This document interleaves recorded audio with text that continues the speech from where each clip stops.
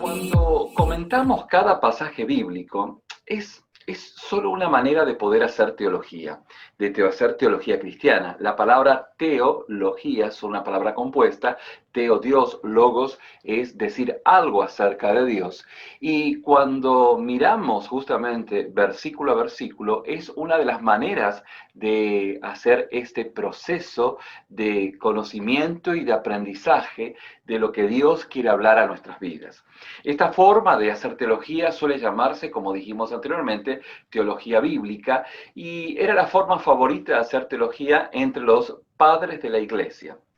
Tenemos que hacer un paréntesis aquí y recordar que los padres de la iglesia, o llamamos padres de la iglesia, aquellos escritores cristianos que en los primeros siglos pusieron el fundamento del pensamiento teológico, donde lo hicieron versículo a versículo, comentando cada versículo, valga la redundancia, de las escrituras. De esta manera vemos que es la manera más antigua de hacer teología. Otra manera de hacer teología es al hilo de las grandes cuestiones de la fe. Preguntas como ¿Dios existe? ¿Por qué fue creado el universo? No sé, ¿qué podemos esperar de esta vida y del más allá? Luego, la clasificación de diferentes temáticas dentro de la Biblia. Habrán escuchado en algún momento donde se habla de eclesiología. En libros de teología sistemática hay libros de eclesiología. Son todos los versículos bíblicos que hablan acerca de la iglesia. Cuando se habla acerca de la salvación, todos los versículos bíblicos que hablan acerca de la salvación se llama soteriología. Aquellos textos que hablan de Cristo es cristología. Aquellos textos que hablan de ángeles, angelología. Todos los textos que se refieren a los demonios, demonología. Todos los textos que se refieren a los acontecimientos futuros, a los acontecimientos apocalípticos, también están clasificados en una forma, en una manera en la cual nosotros podemos observarlo dentro de esa perspectiva.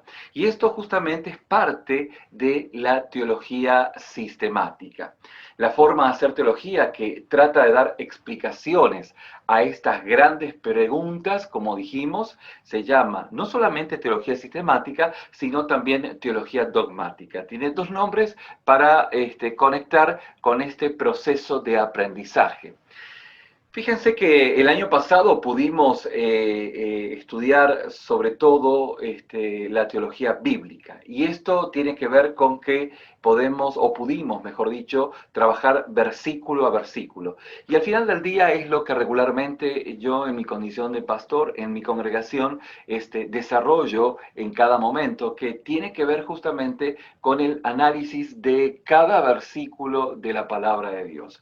Y es lo que justamente regularmente como pastor, y todos los pastores regularmente hacen esta función, este trabajo de teología. Es la teología justamente bíblica. De hecho, podríamos continuar este curso comentando otros libros de la Biblia, como lo hemos hecho, tanto los evangelios, las cartas de Pablo, los profetas del Antiguo Testamento, pero vamos a cambiar el tercio de esta clase y vamos a probar de otra manera de hacer teología. De hacer teología bíblica, vamos a trabajar en esta clase lo que significa la teología sistemática. Les adelanto también, mis queridos estudiantes, que hay otra modalidad, una tercera forma de hacer teología que trata de mostrar el carácter práctico de lo que es ser un cristiano. Y esa manera de hacer teología se llama teología moral o teología o ética cristiana. Bien, son los dos nombres que le damos a esta tercera modalidad de hacer teología, de decir algo acerca de Dios, teología moral o ética cristiana. La teología sistemática, aunque empezó a practicarse ya durante el segundo milenio, de forma más profunda, también estuvo en el primer milenio. De hecho, la teología sistemática ha sido la teología más prestigiosa, por así decirlo, académicamente hablando en Occidente, durante la Edad Media, donde comenzó a digamos, a tener ese proceso de profundidad del cual usted hoy disfruta en la colección de diferentes libros que dan diferentes temáticas a las que pues nos acercamos y miramos estrictamente los temas que queremos o que estamos de alguna manera interesados en poder mirar, estudiar o trabajar. Entre los grandes teólogos de la teología sistemática se encuentra o destaca Tomás de Aquino, del año 1225 al 1274, su vida, cuya obra magnánima o máxima fue la Suma Teológica, constituida por preguntas y respuestas estructuradas en un sistema casi arquitectónico, donde pretendía cubrir la totalidad de la fe cristiana. Cada una de las preguntas a la que un cristiano pudiese preguntarse en algún momento de su vida, pues esta suma teológica trata de responder de una manera muy profunda en algunos puntos, de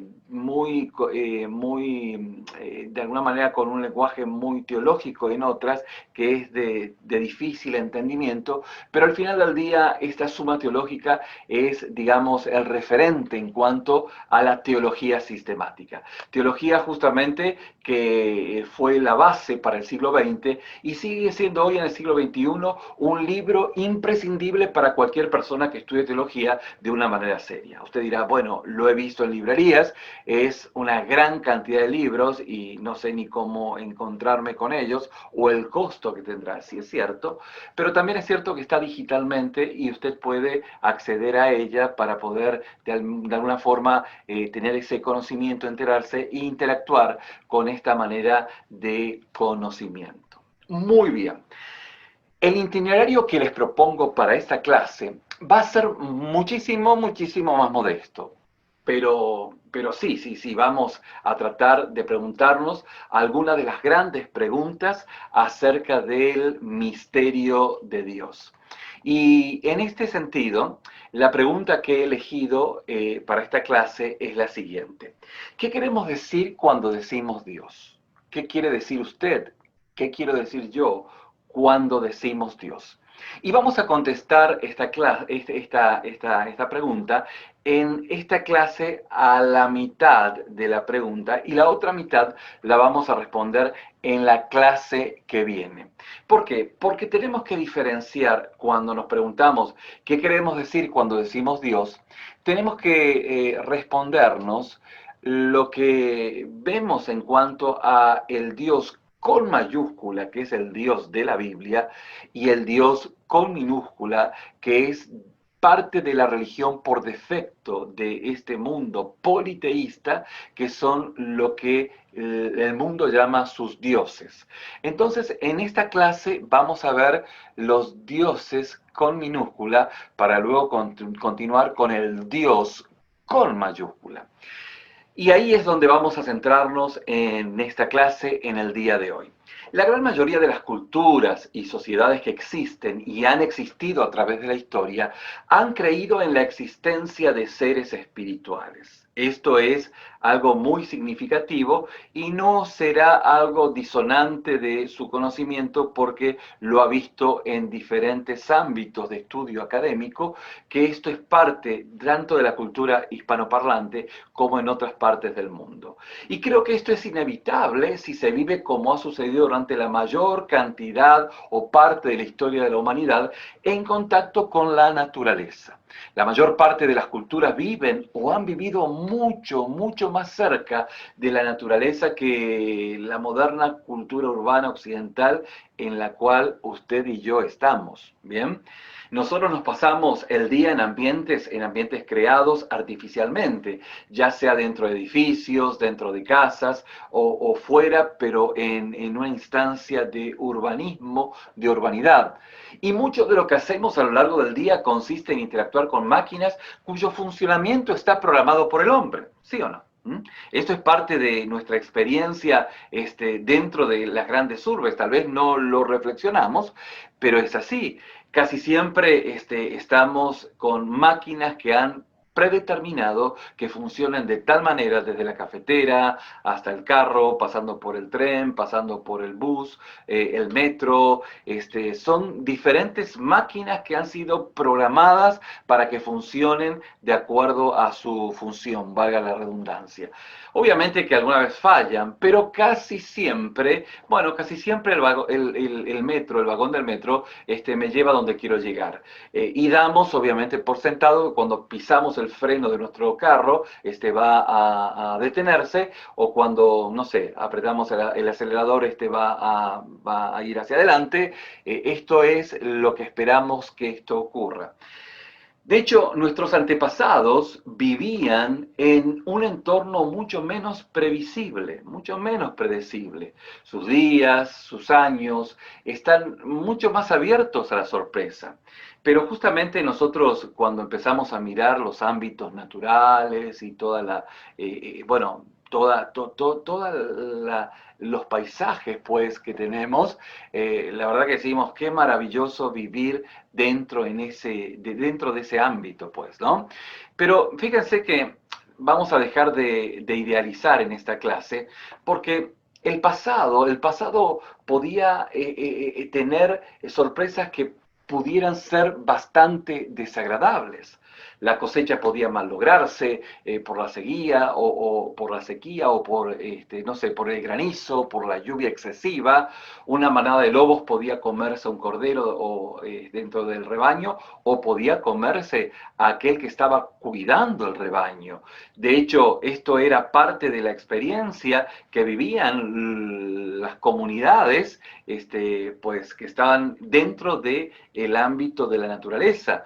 Había que ir a cazar, pero resulta que uno podía ser cazado por el animal que uno iba a cazar. Las enfermedades que hoy consideramos triviales en ese momento eran mortales.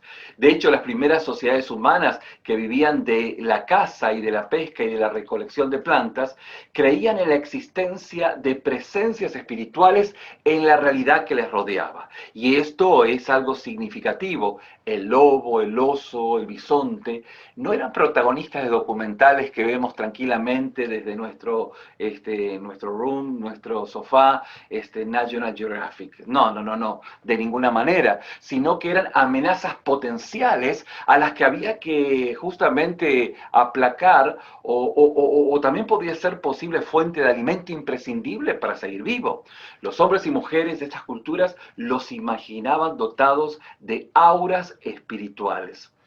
Luego, con la agricultura y la ganadería, la naturaleza empezó a ser domesticada, entre comillas, ¿no? Pero aún estamos muy lejos del mundo artificialmente controlado en el que vivimos hoy. También en esa cultura los dioses estaban por todas partes, en el árbol, la cosecha, en la tormenta, en los ríos. Recordará que dijimos hace unos segundos o minutos anteriormente de que la religiosidad por defecto es el politeísmo. Y como diremos más adelante, en ese contexto es donde nació, donde comenzó, no donde nació, sino donde comenzó a manifestarse la presencia del Dios con mayúscula, pero vamos a llegar en unos minutos más adelante allí, hasta ese punto. Muy bien. Queremos explicar las cosas de la forma más sencilla posible, pero no más sencillo de lo posible. Y para esto es necesario que de alguna forma podamos recrear esta instancia del mundo que nosotros desconocemos, o mejor dicho, estamos fuera de él. Y hay una película que pudiera de una forma muy, muy equivocada, pero de alguna forma pudiera recrear lo que es el pensamiento politeísta. De hecho, esta película ha podido captar con mucha, digamos, mucha claridad esta manera de entender la vida, obviamente muy ajeno al pensamiento del Dios con mayúscula, pero nos va a ayudar a entender cómo era la apreciación de estos dioses con minúscula. Esta película se llama Avatar. Y justamente da una visión idealizada de este tipo de situarse en el mundo, de situaciones en las que estamos explicando, la que explicamos anteriormente. Los que vivimos justamente en la ciudad, de alguna forma solemos idealizar la naturaleza porque solo vamos cuando estamos de vacaciones. De hecho, es algo maravilloso conocer las montañas allí en Colorado y diferentes ámbitos, diferentes lugares que hay, los Apalaches aquí o la Amazonía más abajo, la Patagonia, diferentes lugares que hemos tenido la posibilidad de conocer. Pero claro, es maravilloso verlo desde la seguridad de nuestro auto, de nuestro carro, desde el lugar protegido donde estamos. Al final del día disfrutamos de la naturaleza y le sacamos una maravillosa foto, un video, y luego en la noche llegamos a nuestra cabaña, a nuestro hotel, donde tenemos algo calentito para cenar y una cama mullida para dormir, y de esa forma dijimos o decimos, estuvimos en contacto con la naturaleza. Bueno, obviamente que tenemos contacto con la naturaleza, pero no dejamos de tener la seguridad y el control que nos da nuestra condición de hombres y mujeres modernos. Por eso las culturas que viven en contacto con la naturaleza y que creen que la existencia de poderes sobrenaturales es algo muy significativo, justamente conciben la vida misma con estos seres espirituales, estos dioses con minúscula. Y la presencia de estos dioses no siempre son benignas. Pueden ser benignas, pero pudiesen ser malignas. Los dioses con minúscula pueden ser benévolos o no. Y fíjense qué notable, porque la primera función de la religión o de la religiosidad politeísta es justamente proteger a aquellos creyentes de estos dioses con minúsculas de aquellos dioses, aplacar sus malas intenciones, aplacar las malas intenciones de los espíritus. Esto cabe dentro de la comprensión de los dioses con minúscula que estamos mirando en esta clase. Por eso, dentro de este contexto, si viviésemos en ese mundo politeísta, no sé, por ejemplo, en la Grecia antigua, antes de emprender un viaje por el mar, bueno, los griegos ofrecían sacrificios a Neptuno. No vaya a ser que nos fastidie en el viaje, que se enoje contra nosotros y mande un temporal. Y esto es parte del pensamiento politeísta. ¿Por qué? Porque la naturaleza muchas veces es muy benévola, pero en muchas ocasiones es muy cruel. Resulta de alguna forma, dentro de ese contexto, racionalizar la condición de estos dioses, de esta religión con estos dioses con minúscula, diciendo que los dioses deben ser de la misma manera que es aquello que ocurre dentro de la naturaleza. Porque la naturaleza muchas veces es cruel, resulta racional pensar que los dioses deben de serlo también. Y un mundo lleno de presencias espirituales puede ser extremadamente aterrador. Un lugar aterrador. Todo esto tiene que ver con la comprensión politeísta de los dioses con minúscula.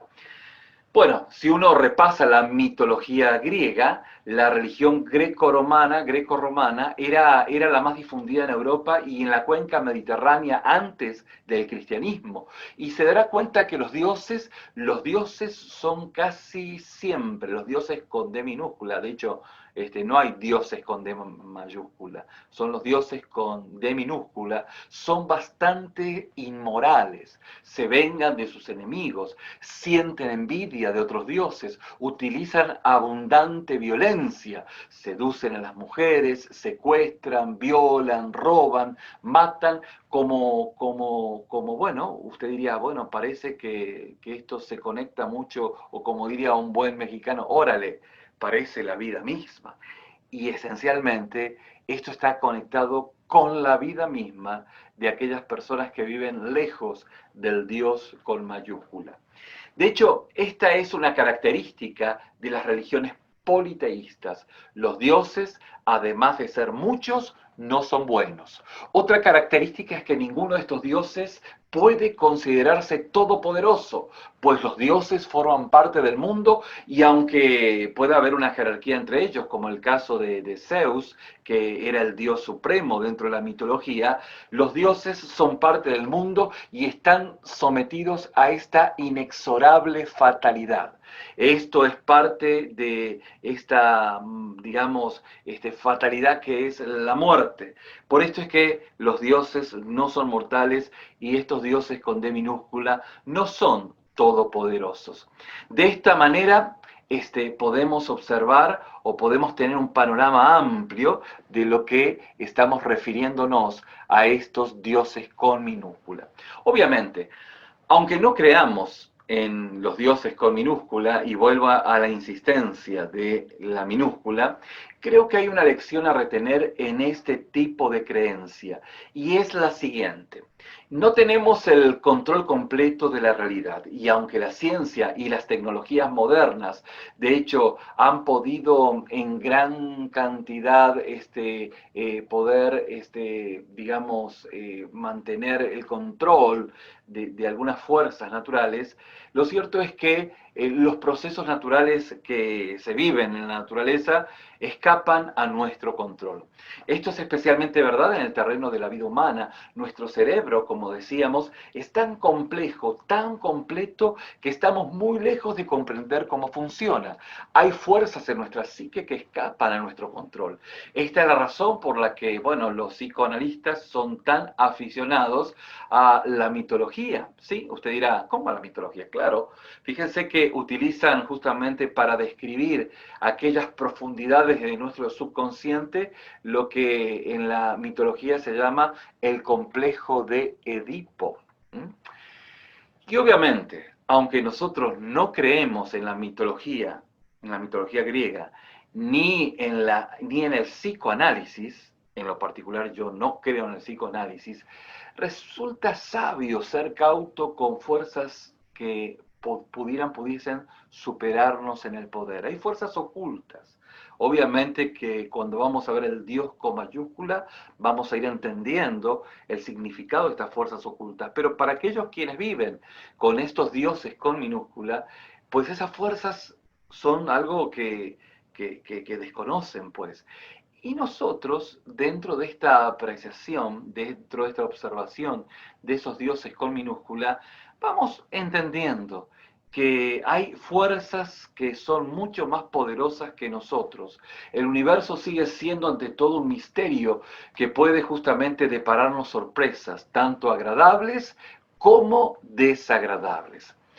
Muy bien, fíjense que la historia de la fe bíblica empieza en ese tipo de mundo. ¿Se acuerdan que se los dije al principio?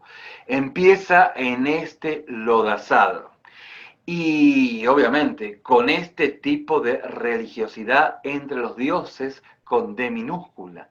Es ahí donde el Dios único del universo hace su aparición. ¿Y cómo lo hace? Bueno, hablando a un hombre. Abraham dice haber percibido que una presencia espiritual, un Dios llamado Yahweh, le dijo, en Génesis capítulo 12, versículo 1, está este texto: vete de tu país, de tu patria y de tu casa paterna, al país que te mostraré, y yo haré de ti una gran nación, te bendeciré, engrandeceré tu nombre, dice la palabra, y serás pues una bendición. Palabra más, palabras menos, ¿bien? Y justamente Abraham decide obedecer esa voz y se convierte en nómade, ¿bien? Abraham no sabe aún que este Dios es el Dios con mayúscula, creador justamente del cielo y la tierra. Eso será algo que el pueblo de Israel tardará mucho tiempo en descubrir. Por lo pronto, Abraham, su mujer Sara y sus hijos empiezan una relación con esta presencia, con este ser misterioso, y va a ser a través de esta relación que la Biblia se atreve a llamar amistad, a la profundidad que este Abraham empieza a tener con el Dios con mayúscula. Y justamente es el Dios, como dice la palabra, Dios de Abraham, de Isaac y de Jacob. y con el tiempo van a ir aprendiendo sobre él. De hecho, podríamos entender el Antiguo Testamento como el diario de un pueblo que mediante las distintas experiencias que va a ir viviendo a través de los siglos, va aprendiendo quién es este Dios. El Dios de Abraham, Dios de Isaac y Dios de Jacob. Pero esto justamente lo seguiremos hablando la clase que viene. Es necesario que podamos volver a escuchar esta enseñanza, entender lo que significa los dioses con minúscula, para que desde ahí podamos ver cómo el Dios con mayúscula hace su intervención en la humanidad, quita el velo al hombre y el hombre puede acercarse a Dios a través de nuestro Señor Jesucristo.